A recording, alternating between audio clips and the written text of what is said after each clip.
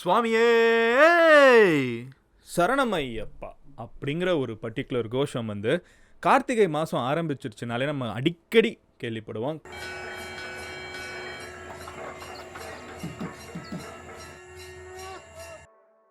காலையில் விடிகிறப்போ பார்த்தீங்கன்னா நிறைய ஏரியாவில் பள்ளிக்கட்டு சபரிமலைக்குன்னு பாட்டை போட்டிருப்பாங்க. அதுலேயும் ஸ்பெசிஃபிக்காக பார்த்தீங்கன்னா நம்ம கூட வேலை பார்த்துட்டு இருக்கவங்களோ இல்லை படிச்சுட்டு இருக்கிறோ ஏதோ ஒருத்தங்க வந்து கண்டிப்பாக அந்த ஃபுல் பிளாக் ட்ரெஸ்ஸில் இருப்பாங்க, இல்லை ஒரு ப்ளூ கலர் ட்ரெஸ்ஸில் இருப்பாங்க, காலில் சப்பல் போட மாட்டாங்க.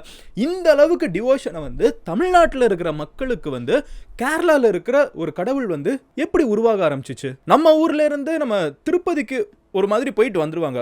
அங்கே திருப்பதிக்கு போகிறதுனா வந்து பயங்கரமாக சம்பாதிக்கலாம். அதுக்கப்புறம் வெங்கடாஜலபதி நினச்சார்னா தான் நம்ம பார்க்க முடியும். இந்த மாதிரி ஒரு மாதிரி லக்ஸூரியஸாக திருப்பதியை பற்றி சொன்னாலும் ஐயப்பனை போய் பார்க்குறதுங்கிறது வந்து ஒரு டஃப்பான ஒரு ஜாப்.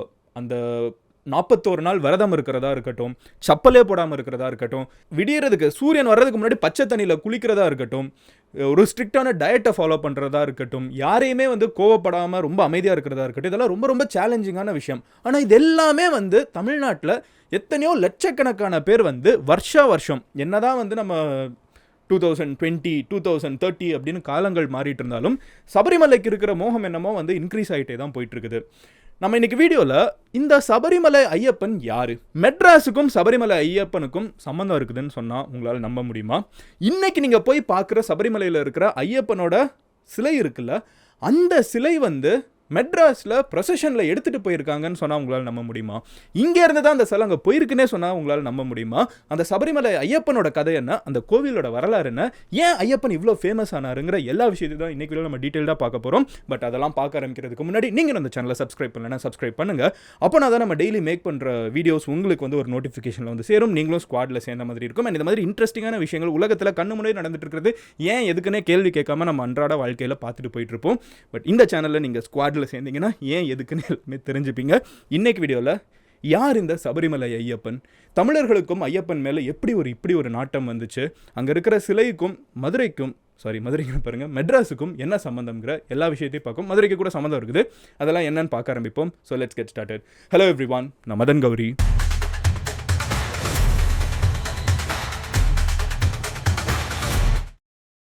நிறைய பேருக்கு இருக்கிற ஒரு டவுட், இது நம்ம சேனலான்னு. இதுவும் நம்ம சேனல் தான். ஓகே எம்ஜி ஸ்குவாட், இப்போ வீடியோ பாருங்கள். ஃபர்ஸ்ட் விஷயம் என்ன அப்படின்னு பார்த்தீங்கன்னா, நம்ம இந்த மாதிரி ஒரு கோவிலை பற்றி பேசுகிறப்பமோ இல்லை கடவுளை பற்றி பேசுகிறப்பமோ மித்தாலஜி அப்படின்னு ஒரு கதை இருக்கும், ஹிஸ்ட்ரி அப்படின்னு ஒரு கதை இருக்கும். இந்த வீடியோவில் வந்து நான் கம்ப்ளீட்டாக ஹிஸ்ட்ரி மட்டும் பேசினேன்னா நிறைய பேர் மித்தாலஜிக்கில் நம்புறவங்களுக்கு ஹர்ட் ஆகும். மித்தாலஜி மட்டும் பேசினேன்னா ஹிஸ்ட்ரிக்கு நியாயம் கொடுக்காத மாதிரி இருக்கும். ஸோ ரெண்டையுமே நான் முடிஞ்ச அளவுக்கு மெர்ச் பண்ணி பேச பார்க்குறேன். உங்களுக்கே வந்து எது ஹிஸ்ட்ரி, எது ப்ராக்டிக்கலாக இருக்கும், எது மித்தாலஜியாக இருக்குங்கிறது புரிய ஆரம்பிக்கும். ஸோ ஃபர்ஸ்ட் விஷயம் என்ன அப்படின்னு பார்த்தீங்கன்னா, இதிகாசங்களில் இருக்கிற கதைகள், மித்தாலஜியில் என்ன சொல்லப்படுதுன்னு பார்த்தீங்கன்னா, ஹரிஹரபுத்திரன் தான் வந்து சபரிமலை ஐயப்பன் அப்படின்னு சொல்கிறாங்க. ஹரிஹரன்னா யார்? ஹரிஹரன் ஒருத்தர் யாராவது இருக்காருங்களான்னு கேட்டிங்கன்னா, ஹரிங்கிறது வந்து விஷ்ணு, ஹரன்கிறது சிவன். ஸோ சிவனுக்கும் விஷ்ணுக்கும் வந்து பிறந்த ஒரு குழந்தை தான் ஐயப்பன் அப்படிங்கிறது வந்து மக்களோட நம்பிக்கையாக இருக்குது. இது மித்தாலஜிக்கல் பார்ட். அடுத்து நம்ம ஹிஸ்ட்ரிக்குள்ளே வர ஆரம்பிப்போம். ஸோ இது வந்து மித்தாலஜிக்கல் பார்ட்டில் வந்து இதுதான் சொல்லப்படுது. மதன சிவனும் மேலே விஷ்ணுவும் மேல், அவங்களுக்கு எப்படி வந்து ஐயப்பன் பிறக்க முடியும்னு கேட்டிங்கன்னா, விஷ்ணு வந்து மோகினி அப்படிங்கிற ஒரு அவதாரம் எடுத்தப்போ சிவனுக்கும் அந்த மோகினி அவதாரத்துக்கும் பிறந்த ஒரு குழந்தை தான் வந்து இந்த சபரிமலை ஐயப்பன். பிறந்த குழந்தைக்கு வந்து கழுத்தை சுற்றி ஒரு மணி மாட்டியிருக்காங்க. அதனால அவங்களுக்கு வந்து மணிகண்டன் அப்படிங்கிற பேர் வந்து பார்க்குறவங்கலாம் சொல்ல ஆரம்பிச்சிருக்காங்க.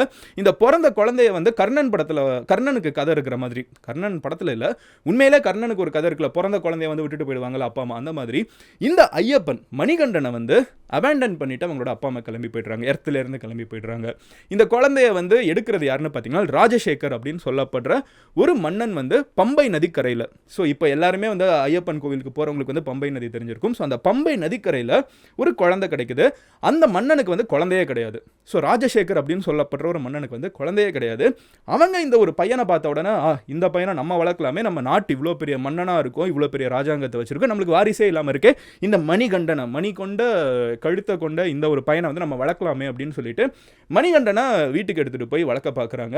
அண்ட் இந்த பந்தள மகாராஜாவுக்கு வந்து மிகப்பெரிய சொத்துக்கள், மிகப்பெரிய ராஜாங்கம் எல்லாமே இருந்தாலும் அந்த குழந்தை இல்லை அப்படிங்கிற ஒரு பிரச்சனை வந்து ஹஸ்பண்ட் அண்ட் ஒய்ஃப்குள்ளே போயிட்டு இருக்கப்போ, அந்த ஒய்ஃப்க்கு வந்து யாரோ ஒரு குழந்தைய வந்து வீட்டுக்குள்ளே எடுத்துகிட்டு வந்து குழந்தைன்னு சொல்கிறதுல சுத்தமாக இன்ட்ரெஸ்ட் கிடையாது. அதாவது நம்ம ராஜசேகர் அப்படின்னு சொல்லப்படுற இந்த மகாராஜாவுக்கு வந்து அவரோட மனைவிக்கு வந்து ராணிக்கு வந்து மணிகண்டன் வந்து வீட்டுக்குள்ளே வர்றதுல சுத்தமாக இன்ட்ரெஸ்ட் கிடையாது.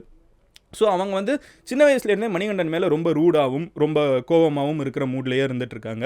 இப்படியே இருந்துட்டு இருக்கப்போ என்ன ஆகுது அப்படின்னு பார்த்தீங்கன்னா, மணிகண்டனுக்கு வந்து இதில் என்ன இன்ட்ரெஸ்டிங்கான விஷயம்னு பார்த்தீங்கன்னா, ஐயப்ப மலை போகிறப்ப வந்து வாவர்னு சொல்லி ஒரு மசூதிலாம் இருக்கும். அந்த மசூதிக்கு போய் நிறைய பேர் கும்பிட்டு போவாங்க. அதெல்லாம் ஐயப்பன் கதையில் இன்கார்பரேட் ஆகிருக்குது. அதெல்லாம் என்னன்னு சொல்கிறேன்.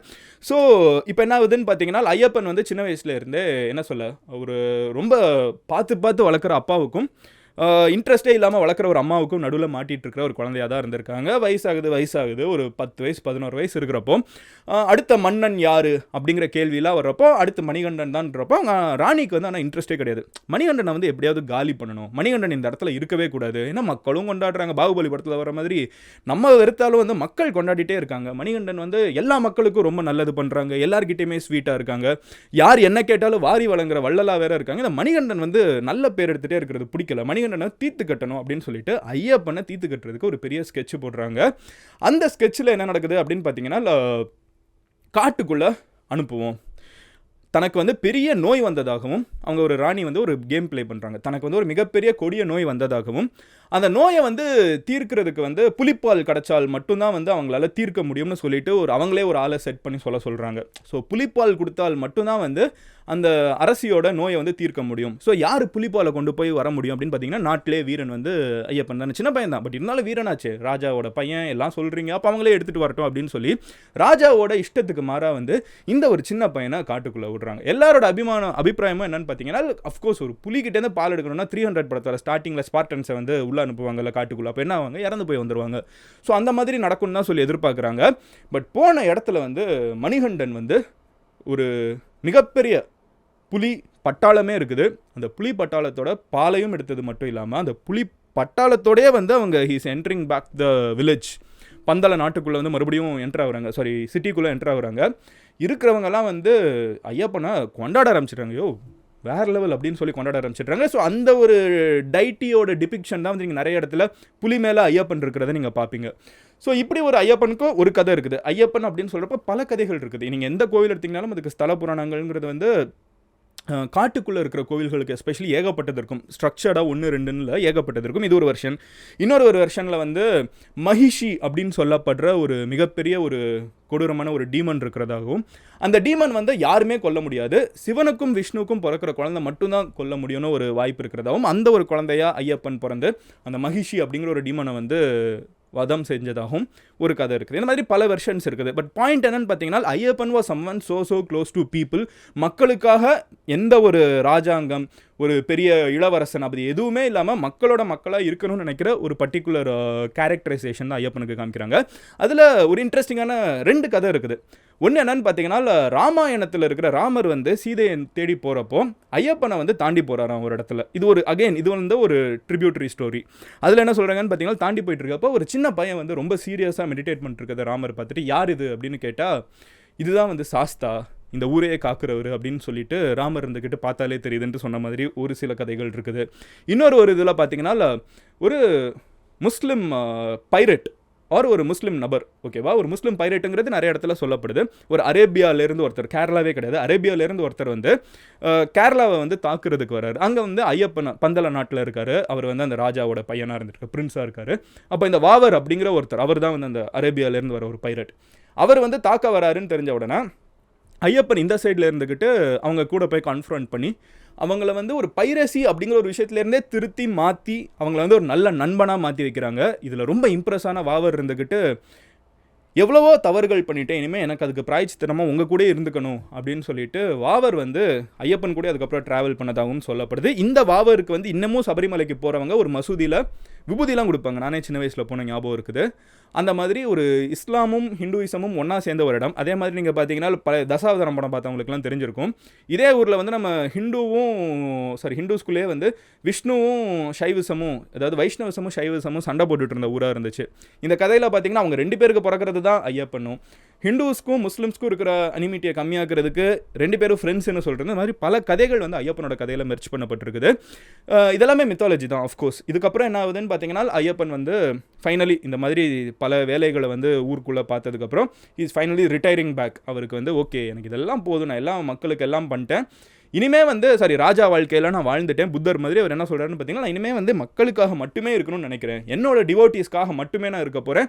நான் இன்னமுமே வந்து இந்த ராஜாவோட பையன், பெரிய அரண்மனை இதெல்லாம் எனக்கு இஷ்டமே கிடையாது. நான் வந்து காட்டுக்குள்ளே போய் என்னையை தேடி வர்ற என்னோட சாமிகளுக்காக நான் வந்து தியானம் பண்ண போகிறேன், அவங்களுக்காக நான் வந்து ப்ரேயர்ஸ் பண்ண போகிறேன், நான் மெடிடேட் பண்ண போகிறேன் அப்படின்னு சொல்லிட்டு ஐயப்பன் ரொம்ப சின்ன வயசில் இதிலேருந்து ரிட்டையர் ஆகி காட்டுக்குள்ளே போய் அவருக்கு எந்த இடத்துல கண்டுபிடிக்கப்பட்டாரோ பம்பை நதிக்கரைக்கு மேலேயே இருக்கிற ஒரு மலை மேலே ஏறி உட்கார்ந்தது தான் சபரிமலை அப்படின்னு சொல்கிறாங்க. அந்த மலையில் அவர் ஏறி உட்கார்றதுக்கு முன்னாடி அவங்க அப்பாவான ராஜசேகர் கிட்ட நான் போய் இங்கே உட்கார்ந்ததுக்கப்புறம் ஒரு கோவில் கட்டுங்க, என்னையை தேடி வர மக்கள் வந்து, என்னையை தேடி வர சுவாமிகள் வந்து அவர் சுவாமின்னு தான் அது இன்ட்ரெஸ்டிங்காக ஐயப்ப சாமின்னு தான் வர்றவங்களுமே ஐயப்ப சாமி தான்.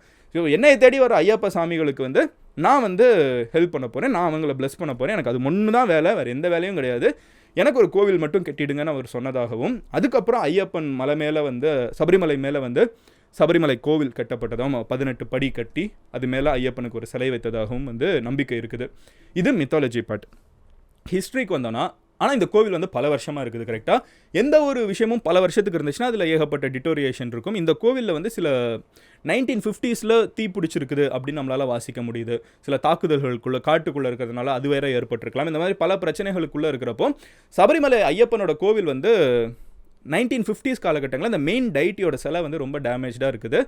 அப்போது இங்கே தமிழ்நாட்டில் இருக்கிற பிடிஆர் அவர்கள், அவங்க வந்து ஒரு மினிஸ்டராக இருந்திருக்காங்க. ஸோ அப்போ அவங்க இருந்துக்கிட்டு அங்கே இருக்கிற இந்த ஐயப்பனோட சிலையை வந்து ரீப்ளேஸ் பண்ணணும் அப்படின்னு சொல்லிட்டு தமிழ்நாட்டில் இந்த சிலை எடுத்து செல்லப்பட்டு மெட்ராஸ் ஃபுல்லாகவே வந்து ஒரு ஊர்வலமாக கொண்டு செல்லப்பட்டு அதுக்கப்புறம் அது கேரளாவுக்குள்ளே கொண்டு போய் கேரளா தேவஸ்தானம் கிட்டலாம் பேசி அந்த ஐயப்பன் சபரிமலை சிலை வந்து வைக்கப்பட்டிருக்குது. அந்த சிலை தான் நம்ம இப்போ போய் பார்த்துட்ருக்கோங்கிறது ஒரு பயங்கரமான ஒரு தமிழ் டச். கரெக்டாக கேரளாவோட இது எத்தனை பேருக்கு தெரியும், இங்கேருந்து அந்த சிலை போயிருக்குன்னு எத்தனை பேருக்கு தெரியும், கிரேசி ரைட். ஸோ இதெல்லாம் நடந்திருக்கு. இதில் இன்னொரு ஒரு சைட் ட்ராக் ஸ்டோரி என்ன அப்படின்னு பார்த்தீங்கன்னா, ஐயப்பனோட கோவிலை பார்த்தவங்களுக்கு, நான் சின்ன வயசில் போயிருக்கேன் அஃப்கோர்ஸ், நான் சொன்ன மாதிரி சைடில் பார்த்தீங்கன்னா இன்னொரு ஒரு குவீனோட ஒரு பர்டிகுலர் சந்நிதி இருக்கும். ஐயப்பனை பார்க்க போகிறவங்க வந்து ஒரு ஐயப்பனாலே ஒரு பேச்சுலர் அப்படிங்கிறது மட்டும்தானே நம்மளுக்கு தெரியும். ஆஞ்சநேயர் மாதிரி அவர் ஒரு பேச்சுலர் அப்படின்னு தானே தெரியும்.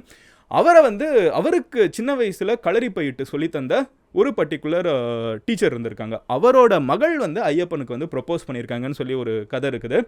அந்த பெண்கிட்ட வந்து ஐயப்பன் என்ன சொல்கிறாருன்னு பார்த்தீங்கன்னா, எனக்கு இந்த மாதிரி இன்ட்ரெஸ்ட்லாம் இல்லைம்மா, நான் வந்து என் டிவோட்டீஸை நான் வந்து பேச்சுலராக இருக்க போகிறேன், நான் வந்து கடைசி வரைக்கும் செலிபஸியாக இருந்துட்டு போகிறேன், நான் கன்னிசாமியாராகவே இருக்கணும்னு நினைக்கிறேன் அப்படின்னப்போ, இல்லை நான் லவ் பண்ணுறேன், நான் கல்யாணம் பண்ணிக்கணும் அப்படின்னு சொன்னப்போ அவர் என்ன சொல்கிறாருன்னா, சரி ஓகே நீங்கள் வந்து என்கிட்ட இருங்க, எந்த வருஷம் வந்து என்னை பார்க்குறதுக்கு கன்னிசாமிகள் யாரும் வரமாட்டேங்கிறாங்களோ, அதாவது ஃபஸ்ட் டைம் என்னை பார்க்குறதுக்கு ஒருத்தங்க வராமல் எனக்கு இருக்கிற ஆடியன்ஸ் மட்டுமே திருப்பி வராங்க, ரிப்பீட் ஆகிட்டு தான் இருக்காங்க, எனக்கு வந்து எனக்கு இருக்கிற டிவோட்டீஸ் தான் ரிப்பீட் ஆகிட்டு இருக்காங்க, புதுசாக எந்த டிவோட்டியும் வரல அப்படிங்கிற பட்சத்தில் நான் வந்து உங்களை கல்யாணம் பண்ணிக்கிறேன் அப்படின்னு அவர் சொன்னதாகவும், அதனால் அவங்க எத்தனையோ வருஷமாக ஆயிரக்கணக்கான வருடங்களாக மில்லினியஸ் செஞ்சுரிஸ் என்ன வேணாலும் நீங்கள் சொல்லிக்கோங்க மித்தாலஜி, ஸோ அது அத்தனை வருடங்களாக வந்து அவங்க இன்னமும் ஐயப்பனுக்காக வந்து காத்துட்ருக்கிறதா நம்பிக்கை இருக்குது.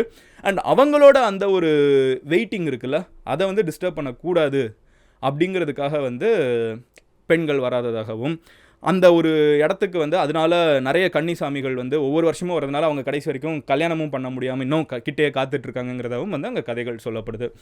இதை சுற்றி வந்து பார்த்திங்கன்னா கிட்ட வந்து அந்த மகர தீபம் அப்படிங்கிற ஒரு விஷயம் சொல்லுவாங்க.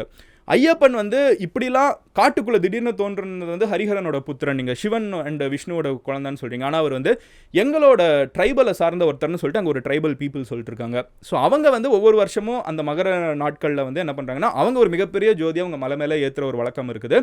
அதுக்கப்புறம் அதை வந்து ஐயப்ப தேவஸ்தானமே சபரிமலை தேவஸ்தானமே கண்ட்ரோல் பண்ண ஆரம்பிச்சு இப்போ அவங்களே வந்து அந்த மகர தீபத்தையும் ஏற்றிட்டு இருக்காங்க. ஸோ இவ்வளோ வரலாறு வந்து இந்த ஐயப்பனை சுற்றி நடந்துட்டு இருக்குது. But what ever said and ton, ஒரு விஷயத்தை வந்து ஐயப்பனுக்கு ஏன் இவ்வளோ ஒரு ஃபாலோயிங் இருக்குது, ஏன் இவ்வளோ டிவோட்டீஸ் இருக்காங்க அப்படின்னு கேட்டிங்கன்னா ரொம்ப சிம்பிளான கான்செப்ட். எல்லா கதையிலையுமே நீங்கள் பார்த்தீங்கன்னா அவங்க யாரையோ கொண்டிருக்காங்க அதனால இவங்க இப்படி இருக்காங்க, அவங்க இவ்வளோ ஹெல்ப் பண்ணிட்டாங்க அதனால இப்படி இந்த சாமி இப்படி கதைன்னு இருக்கும். பட் முழுக்க என்னையை பார்க்க வர்றவங்களுக்காகவே நான் இங்கே உட்காந்துட்டு இருக்க போகிறேன்னு சொல்கிற ஒரு கதை இருக்குல்ல. நானும் எத்தனையோ கதைகளை பார்த்தீங்கனாலும் எனக்கு இது ரொம்ப ஃபஸ்ட் டைமாக இருந்துச்சு, அது ரொம்ப இன்ட்ரெஸ்டிங்காகவும் இருந்துச்சு. கடவுளுக்காக மக்கள் போய் கேள்விப்பட்டிருப்போம், மக்களுக்காக டிவோட்டிஸ்க்காக கடவுள் வந்து நான் இங்கே தான் உட்கார போகிறேன்னு சொன்னதாக இருக்கட்டும், அங்கே வந்து ஒரு முஸ்லீம் இன்டகிரேஷனாக இருக்கட்டும், இஸ்லாம் இன்டகிரேஷனாக இருக்கட்டும், அங்கே வந்து ஒரு ஹிந்துஸ்க்குள்ளே இருக்கிற வைஷ்ணவிசம் சைவிசமோட இன்டகிரேஷனாக இருக்கட்டும், இதெல்லாம் வந்து இந்தியாவாக ஒரு கண்ட்ரியாக வந்து நம்ம எவ்வளோ யுனைட்டடாக நம்மளோட கதைகள் கூட இருக்குங்கிறத பார்க்குறதுக்கும் இன்ட்ரெஸ்டிங்காக இருந்துச்சு.